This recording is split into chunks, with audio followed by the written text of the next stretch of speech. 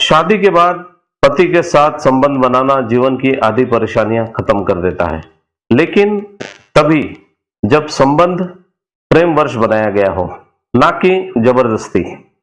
एक लड़की के लिए अनजान घर में शादी के बाद रहने के लिए आसान कुछ हो सकता है तो वो है उसके पति का साथ, क्योंकि वही है जो उससे सबसे ज्यादा समझ सकता है, और बाकियों के लिए तो वो सिर्फ एक नई नवेली जिम्मेदार बहू होती है।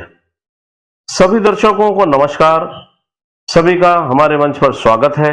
दर्शकों, आज न जाने कितने ऐसे कपल हैं जिन्हें अपने जीवन साथी की हरकतें या शक्ल पसंद नहीं होती, और यहीं से शुरू होती है उनकी दर्द भरी दास्तां।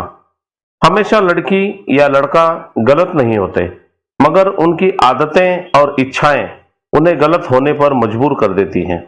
आज की यह सच्ची कहानी एक ऐसी ही लड़की पर आधारित है जिसकी शादी एक गलत व्यक्ति से हो गई। उसके बाद जो उसे संघर्ष करना पड़ा, उसकी दास्तां पर आधारित है यह वीडियो।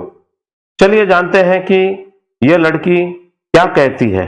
वह कहती है कि मैं अपने माँ बाप की अकेली बेटी हूं। मेरे साथ थे तो बस 2 भाई, और वो भी मुझसे बड़े थे। माँ हमेशा से चाहती थी कि मेरी शादी ऐसे घर में हो जहां सुख सुविधाओं की कमी न हो। मैं दिखने में सुंदर थी, पापा की और भाइयों की अच्छी खासी नौकरी थी, तो ये सभी चाहते थे कि मेरी शादी एक अच्छे घर में हो। मेरे लिए कई रिश्ते देखे गए, मैंने काफी लड़कों से बातें भी की, मुझे कुछ लड़के ठीक भी लगे, लेकिन मेरे माता पिता और भाई को कुछ ना कुछ कमी लगती थी, इसलिए कहीं रिश्ता तय नहीं हो पाया। मेरे पापा और माँ चाहते थे कि लड़का सरकारी नौकरी वाला हो, अच्छी पोस्ट हो। भाई चाहते थे कि लड़के के पास संपत्ति अच्छी हो। माँ चाहती थी लड़का इकलौता हो या एक बहन हो। खैर, सभी की मुराद पूरी हो गई। जब मेरी शादी के लिए एक सुमित नाम के लड़के का रिश्ता आया, सचिवालय में अच्छी पोस्ट, पापा की भी सरकारी नौकरी, दिल्ली लखनऊ में फ्लैट, गांव में कई एकड़ जमीन, सब कुछ था उनके पास। मैं भी उनके घर वालों को खूब पसंद आई। मैंने बात की तो पहले दिन मुझे भी सब कुछ ठीक ही लगा, लेकिन जैसे जैसे बात आगे बढ़ी, उनका मेरे ऊपर हर चीज का दबाव बनने लगा। मैंने अपनी माँ को बताया तो माँ बोली, जब कोई इंसान जिंदगी में आता है तो हमें उसके हिसाब से ढलना ही चाहिए। आखिरकार मेरी शादी सुमित से हो गई और सब कुछ ठीक से चल रहा था। लेकिन 1 महीने बाद जब मैं इनके साथ अपना घर छोड़कर दिल्ली से केरल गई, तब मुझे पता चला कि ये इंसान शराब भी पीता है। जब मैंने ये बात बोली कि आप तो शराब नहीं पीते, उन्होंने हंसते हुए बोला, तुमने कभी पूछा ही नहीं मुझसे, फिर तुम कैसे कह सकती हो कि मैं शराब नहीं पीता। मैंने तुरंत कहा कि पापा से पूछा था, उन्होंने बोला था नहीं, बिल्कुल शराब नहीं पीता। मैंने अपने माँ से इस बारे में बात की। माँ ने बोला, बेटा रिश्ता अच्छा था, स्टेटस अच्छा था, सरकारी नौकरी थी, इसलिए शराब की बात हमने छुपाई। हमें पता था कि वो शराब पीता है, इसके अलावा उसमें कोई बुराई हमें नहीं दिखी। मैं स्तब्ध थी। मैंने 2 दिन बाद बड़े भैया को फोन किया, भैया को भी बताया, तो उन्होंने बोला कि अरे किस जमाने में जी रही हो, आजकल तो सभी पीते हैं, थोड़ा एडजस्ट करने की कोशिश करो। लेकिन कुछ समय बाद मैंने देखा कि मेरे पति के फोन पर अन्य लड़कियों के मैसेज आते हैं। हिम्मत जुटाकर जब मैंने बात की तो वो मुझ पर भड़के और हिदायत दी कि आज के बाद मेरा फोन कभी मत छूना। लेकिन कुछ ही समय बाद इनके सोने के बाद मैंने फोन खोल के देखा तो मेरे होश उड़ गए। इनका चक्कर एक साथ 2-3 लड़कियों के साथ था। सारी रात मुझे नींद नहीं आई। जब सुबह ऑफिस जाने का समय हुआ तो मैंने बोला कि जब आपको यही सब करना था तो शादी क्यों की और मेरी जिंदगी क्यों बर्बाद की। इस पर गुस्सा होकर उन्होंने मुझे जोर से एक तमाचा मारा और बोला, जब मना कर दिया था तो फोन को क्यों छुआ, और खबरदार जो किसी को बताया नहीं तो मारकर यहीं केरल में दफना दूंगा। मैं डर गई और अपने माँ पापा को फोन करके सारी बातें बताई। पर उन्हें अभी भी लग रहा था कि गलती मेरी है। मुझे ऐसे किसी सरकारी नौकरी करने वाले का फोन नहीं देखना चाहिए था।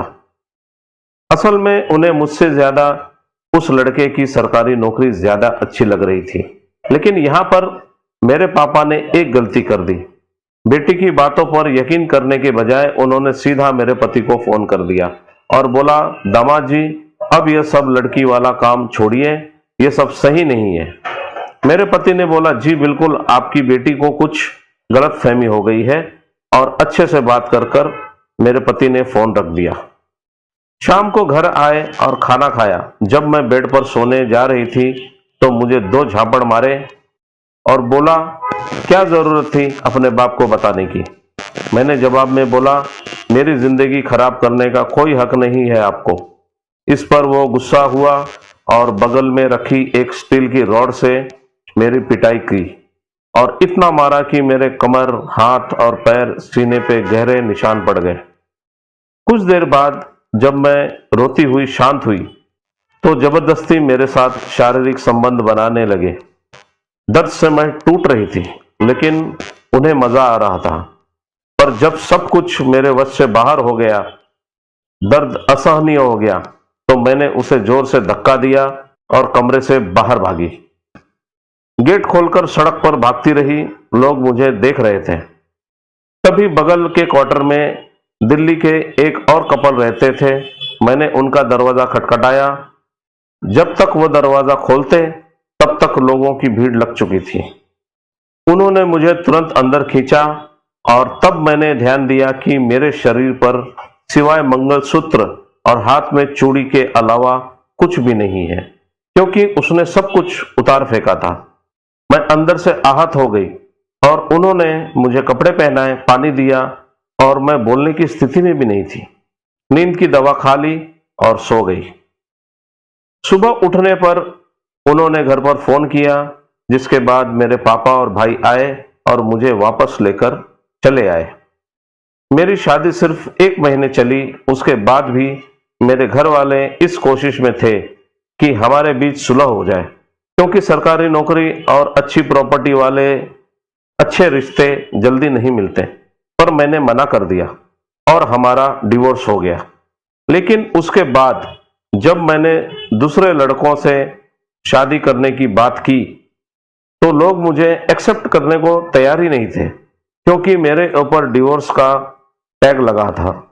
बिना मेरी गलती के भी मुझे सजा मिल रही थी और घर में भी माँ और भाई इस स्थिति के लिए मुझे ही दोषी मानते हैं। उनका कहना है कि अगर मैं समय से समझौता करती तो ये दिन देखना न पड़ता। मैं सभी लड़कियों से यही गुजारिश करूंगी कि सरकारी नौकरी अच्छी प्रॉपर्टी से ज्यादा जरूरी है। आप ये जानिए कि जिससे आपकी शादी हो रही है उसका चरित्र कैसा है, क्योंकि प्रॉपर्टी, सरकारी नौकरी सिर्फ आपको बाहरी खुशी देंगी, लेकिन आप अच्छी जिंदगी जीना चाहते हैं और अंदर से खुश होना चाहते हैं तो एक चरित्रवान लड़के और परिवार से शादी करें।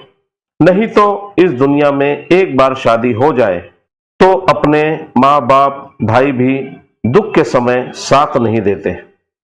दर्शकों, आप भी यदि ऐसी किसी समस्या का सामना कर रहे हैं और आप चाहते हैं कि आपकी कहानी पर वीडियो बनाकर यहाँ पोस्ट की जाए, जिससे समाज में जागरूकता फैलाई जा सकती है, तो आप अपनी कहानी हमें ईमेल या व्हाट्सएप द्वारा हम तक पहुंचाएं।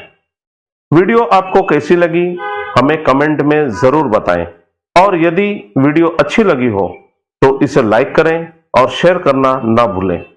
यदि आप भी इस जागरूकता अभियान का हिस्सा बनना चाहते हैं तो हमारे चैनल को सब्सक्राइब करें और बेल आइकन दबाना बिल्कुल ना भूलें, ताकि सही समय पर हमारी नई वीडियो की नोटिफिकेशन आपको मिल सके। तो दर्शकों, आज के लिए बस इतना ही। आपसे विदा चाहते हैं और अभी तक हमारा साथ देने के लिए आपका बहुत बहुत धन्यवाद।